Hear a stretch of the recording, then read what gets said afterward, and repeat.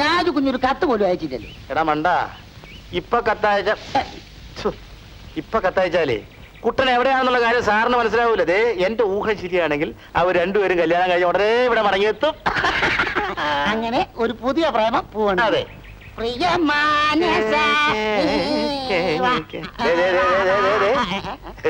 ഇപ്പൊ പോയിന്റ് മനസ്സിലായില്ലേ?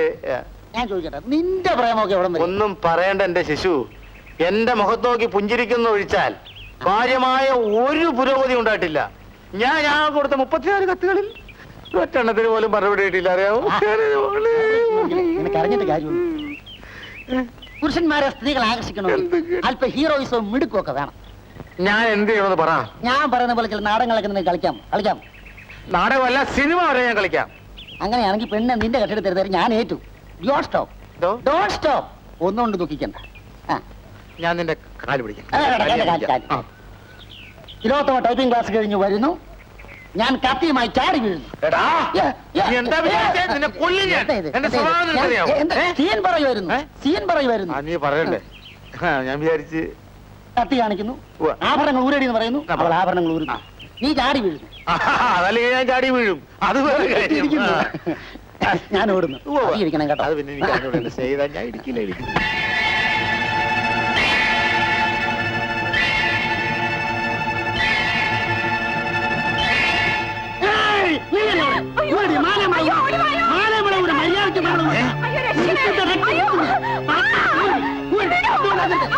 മണവാളനെത്തുന്നേരം കുടുമയിൽ ചൂട്ടാനൊരു എന്റെ എരുമ എന്റെ കാല് കളയന്റെ അപ്പോ.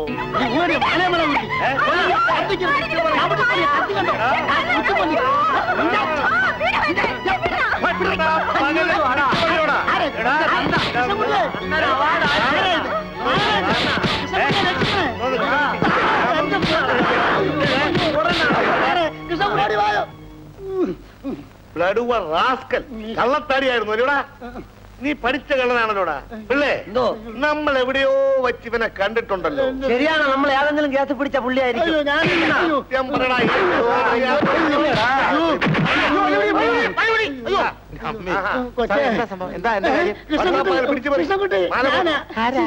കൂട്ടുകാരനെ സഹായിക്കാൻ വന്നതാ. സത്യമായിട്ട് ഞാനിതൊന്നും അറിയില്ല.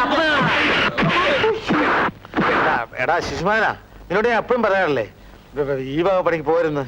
തനിക്ക് ഇയാൾ അറിയാമോന്ന്? എന്റെ വീടിനടുത്തുള്ളതാ. ഒരു ചെറിയ പരിചയമുണ്ട്. കൃഷ്ണൻകുട്ടി, രാമൻകുട്ടി. സ്റ്റേഷനോട്ട്. സാറേ ഇത്രയും വേണോ? അത് ഞങ്ങൾ തീരുമാനിച്ചോളാം. താൻ ആവശ്യമില്ലാതെ എല്ലാ കേസിലും വന്ന് തലയിടാറുണ്ടല്ലോ. താനും കൂടെ പോരുന്നു സ്റ്റേഷനിലോട്ട്. അല്ല, ഒരു ചായയൊക്കെ കുടിച്ചോണ്ട് എപ്പ കഴിച്ചേ ഉള്ളൂ. വിളയല്ലേ? അതെ. മോളെ, ഒറ്റയ്ക്ക് പോവാൻ പേടി? ഞാനാ. സാരമില്ല, ഞാൻ കൃഷ്ണൻകുട്ടി ചേട്ടൻ്റെ കൂടെ പോയിക്കലാം. എന്നാത്തേലു സൈക്കിളൊക്കെ ഇരിക്കും. അപ്പൊ സാറേ ഞങ്ങൾ പോട്ടെ. എടാ ശിശുമാതന, ഇനിയെങ്കിലും നിനക്ക് നല്ലവനായിട്ട് ജീവിച്ചു. ദൈവം ചോദിക്കും. ദൈവത്തിന് വേറെ ജോലി ഫ്രണ്ടിൽ കയറിക്കും. സൂക്ഷിച്ചിരിക്കണേ, ഇട്ട് വീണ് കഴിഞ്ഞാ ഹോസ്പിറ്റലിൽ പോലെടുക്കൂല. പാവാട പറ്റി പാവാട വരിക.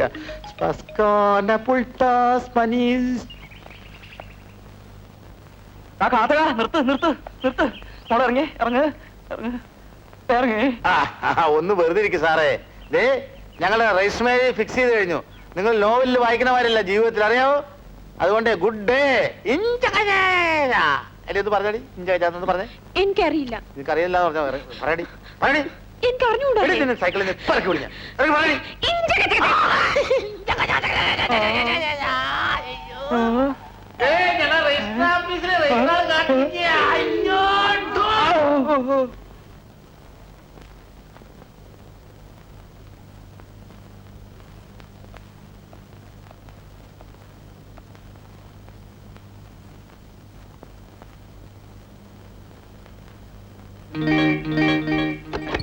പിന്നെ ഈ കറിൽ സ്ക്രാച്ച് അങ്ങ് വീണു എന്ന് നോക്കുകയായിരുന്നു.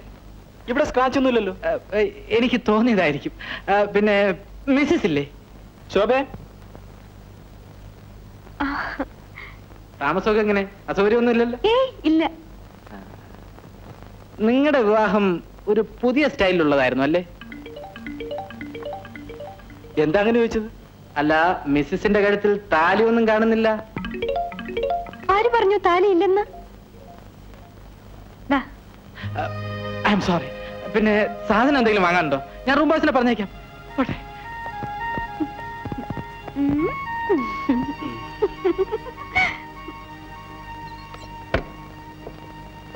പഠിച്ച പുള്ളികളാണല്ലോ പടച്ചോനെ. പെണ്ണ് പാചകമല്ല ഒരുവിധം പഠിച്ചുപോയി. ഇത് കേട്ടാ തോന്നും ഞാൻ ഇവിടെ വന്നിട്ടാണ് ഇതൊക്കെ പഠിച്ചതെന്ന്. അയ്യോ, എന്താ ഇത്? ഏത്? ഇത് മുരിങ്ങയ്ക്ക. എന്റെ പൊന്നു മോളെ, കല്യാണം കഴിയണവരെ ഈ മുരിങ്ങയ്ക്കൊന്നും അധികം വാങ്ങിക്കല്ലേ. കല്യാണവും മുരിങ്ങയ്ക്കയും തമ്മിൽ എന്ത് ബന്ധം? മുന്താണി പിടിച്ച് കണ്ടിട്ടുണ്ടോ? ഞാൻ തമിഴ് സിനിമയൊന്നും കാണാറില്ല.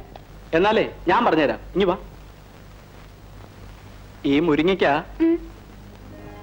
ഈ, ഇതൊക്കെ പറയാൻ രാജുവിന് നാണാവുന്നില്ലേ? എന്തിനു നാണിക്കണം? കുറച്ചു ദിവസം കഴിഞ്ഞാൽ നടക്കാൻ പോണ കാര്യമല്ലേ.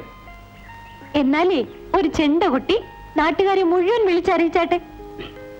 പ്രിയപ്പെട്ട നാട്ടുകാരെ, ഇന്നേക്ക് 11-ാം ദിവസം രാത്രി ഞാൻ എന്റെ ഭാര്യ ശോഭയെ ഉം.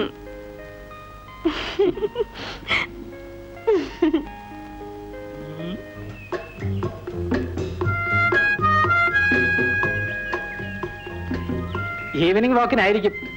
അതെ, എക്സ്ക്യൂസ് മീ, ചോദിക്കുന്നുണ്ട്, തെറ്റിദ്ധരിക്കരുത്.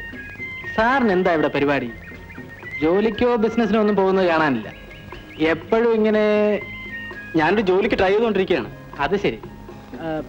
കല്യാണം കഴിഞ്ഞിട്ട് എത്ര കൊല്ലമായി? രണ്ട്. 3 2 മൂന്ന്. 2 3 3 കൊല്ലമായി. അപ്പൊ പിന്നെ കുട്ടികൾ പ്ലാനിങ് ആയിരിക്കും അല്ലേ? അതെ, അതാണല്ലോ അതിന്റെ ഒരു. ഞങ്ങൾ പോട്ടെ. നല്ല പ്ലാനിങ്. കല്യാണം കഴിഞ്ഞിട്ടില്ല എന്ന് ഉറപ്പായി.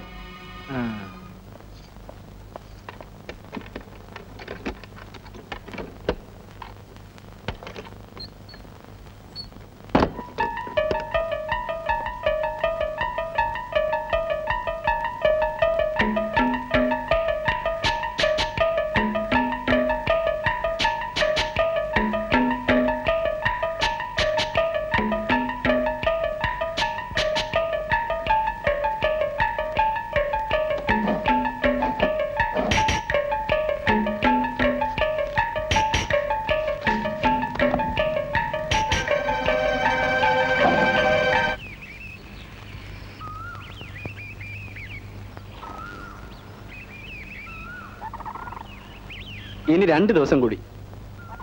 2 സുന്ദര രാത്രികൾ. ഹോ, ഒരു തിടുക്കം കണ്ടില്ലേ? ആ, ഇതുവരെ കൺട്രോൾ ചെയ്തതിനോടി ഞാൻ കണക്ക് തീർക്കും. എല്ലാം കുറിച്ചിട്ടിട്ടുണ്ടോ? എന്തിനാ കുറിച്ചിടുന്നത്? എനിക്ക് നല്ല ഓർമ്മശക്തിയുണ്ട്. ആ പിന്നെ നമുക്ക് കുട്ടികൾ കൂടുതൽ വേണ്ട. ഒരു 12 എണ്ണം മതി. മതിയോ? മതി. എന്താ, താങ്കൾക്ക് കൂടുതൽ വേണമെന്നുണ്ടോ? എനിക്കത്ര വട്ടൊന്നുമില്ല. എങ്കിൽ ഭൗതികം പറയൂ, എത്ര കുട്ടികൾ വേണം? 1 രാജുവിനെ പോലെ ഒരു ആൺകുട്ടി. അതിനുള്ള പെർമിഷൻ ഇതാ തന്നിരിക്കുന്നു.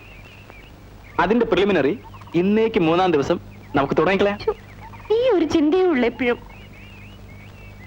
ഈ പ്രായത്തിലുള്ള ഒരു ചെറുപ്പക്കാരൻ വേറെ എന്തിനെ പറ്റി ചിന്തിക്കണം?